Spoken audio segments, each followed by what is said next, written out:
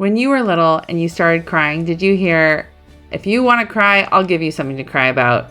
Or if you start crying or upset, you just got sent to your room? Or what about when I was little and I was at my grandpa's house and if we started to cry, he'd just kick us out of his house, even if it was -40? So if you grew up with no tolerance for feeling emotions, how does it make sense that as an adult, you still don't really have good coping strategies when it comes to emotions? And so you do things like eat food or go shopping or do some people pleasing. If you can relate to what I'm saying, I'm so glad you came to this podcast episode. Welcome to the Quilters Coach podcast, where we stitch together life coaching and creativity to help quilters lose weight without losing their minds. I'm Dara Thomason, and after losing 50 pounds, not with another diet or counting calories or tracking steps, rather by learning how to feel my feelings, I discovered something revolutionary. We don't have a knowledge problem. We know what we should eat. We have a feeling problem. We don't follow through. So in my years of coaching fellow quilters and creatives, I've watched women transform their lives by changing their thoughts first, and then their bodies follow. Because here's what the weight loss industry doesn't want you to know. All that time and energy you've been spending on complicated plans, downloading apps, and checking off your grocery list, you don't need them. What you need is to understand the connection between your mind and your body. Welcome to podcast episode 223, where we're going to dive into how to stop sucking it up, buttercup, and really start learning how to deal with your emotions and creating permanent weight loss success.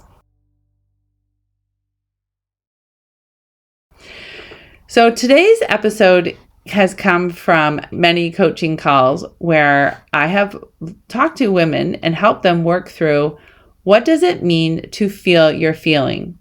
Now, a lot of women, and myself included, we grew up with the understanding that feeling your feelings is a type of weakness. In fact, I was coaching a client who grew up when she was in elementary school and she started crying and they called her a crybaby. And so the idea of her feeling a feeling has brought so much fear that she works really hard at not feeling her feelings. In fact, she says, I do as much as I can to not fall into that well. Emotions are dangerous. Emotions are scary. And as I work with her and allow her to process her emotions, she actually sees that to process an emotion takes 10 seconds, 20 seconds, maybe if it's a really deep one, processing that emotion, maybe in a minute, maybe 2 at the most. But the whole time she's processing her emotions, she's safe, she's grounded, and she's able to do it.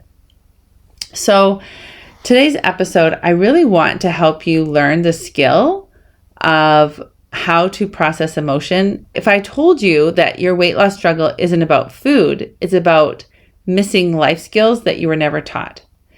So I wanted to share, all my episodes come from our coaching calls. I had a client who has lost all the weight that she wants to lose. The last time she was this thin was in the 80s when she was very vigilant with Weight Watchers and she didn't keep the weight off for very long. She's now in her late 60s, early 70s, and she has been in my membership for over a year now. She's lost all the weight and she's keeping it off. And it's just really exciting for her. Now she's trying new things and using the tools to help her create these different successes. So on the coaching call recently, she said, oh, well, I didn't have any coping strategies. And I said, wait a minute. And we realized she had a lot of unhealthy coping strategies. And she's like, what are you talking about? So I said to her, actually, you had coping strategies. This is what they look like. You said yes when you really wanted to say no. You beat yourself up when you didn't do something right.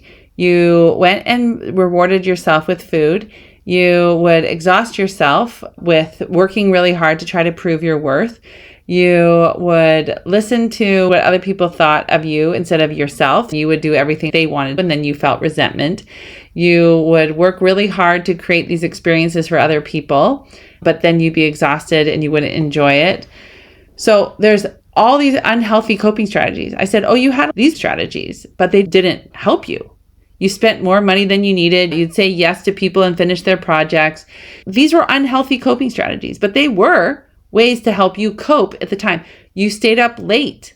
You played Candy Crush.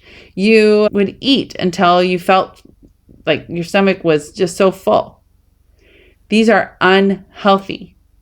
And now, since you've been in the membership for over a year, you have healthy coping strategies. You create boundaries with people. You pay attention to your food when you're eating. You understand that in order to be a healthy human, you allow discomfort. You accept that not everything is going to go perfectly, and that's okay. You honor and pay attention to hunger. You don't turn to the food. There's all these healthy strategies, okay? And the more that you're aware of what you're doing, the more you can be healthy. It was really fun to watch her face because she said, "You're right. I did have coping strategies. They just weren't great coping strategies." As I share this podcast episode about feeling feelings, I want to just explain what feelings are. Feelings are just vibrations in our body. And feelings only come from our thoughts.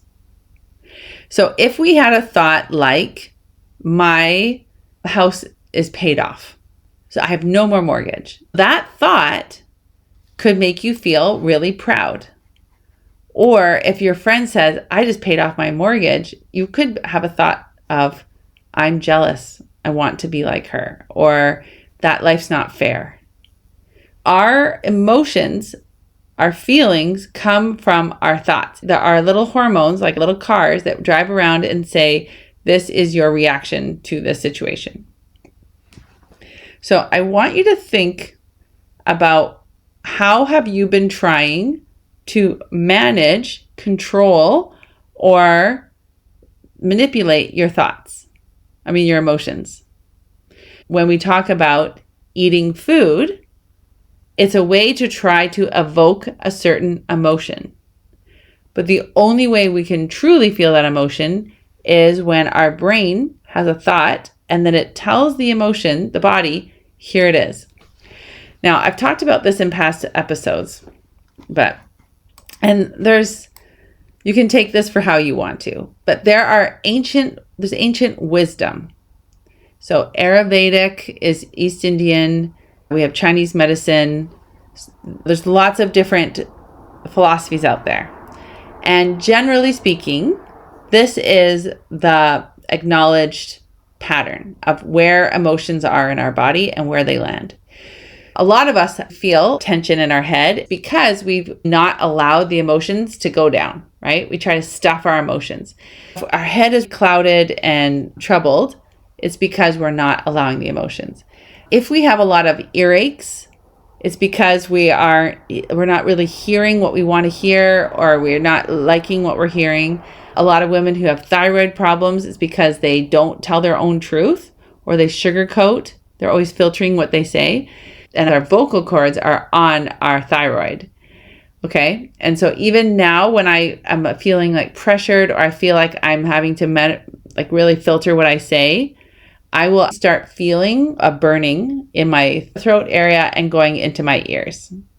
The more sensitive you are to your feelings, you will start noticing your own personal patterns. You can tell, like, if you're having a lot of burden, you can have the stress in your shoulders.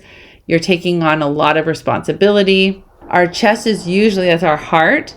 If we're having sadness or disappointment, that's usually in our chest area. Underneath our rib cage, our higher diaphragm, that area is usually shame. For a lot of women who have had sexual abuse and they have a lot of shame about it, or they have shame about their families, under your diaphragm, like your rib cage to your hip bones, that's exposure, right? So that layer of fat, or that roll, is a way to protect you. So there's some unresolved level of shame.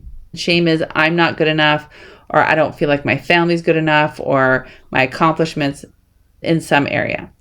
And then we have our lower belly, which is where our ovaries are, where we literally create life. And that would be guilt. So if you carry a lot of fat there, or if you have pain there, or discomfort, that is your center of creativity and it's feeling in conflict.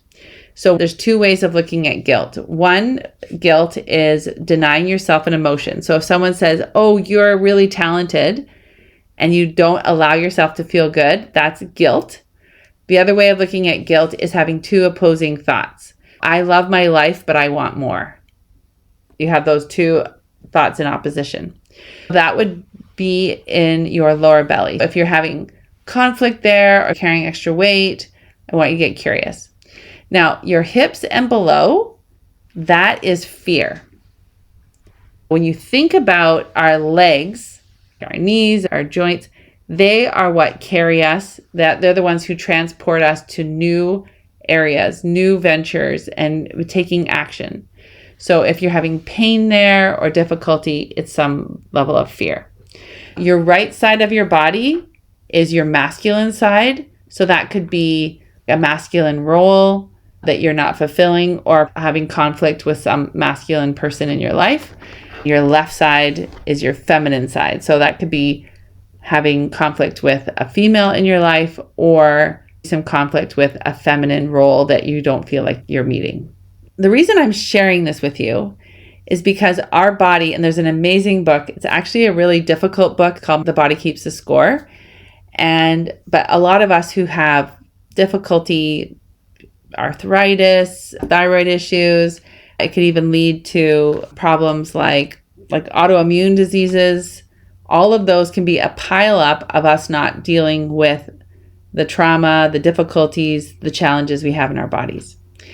And so one of the things that I do inside my coaching program is I help women go into their bodies, feel the feelings, and then we actually go to that emotion. We'll go to that pain or that discomfort. And I say, okay, what is my body trying to tell me right now?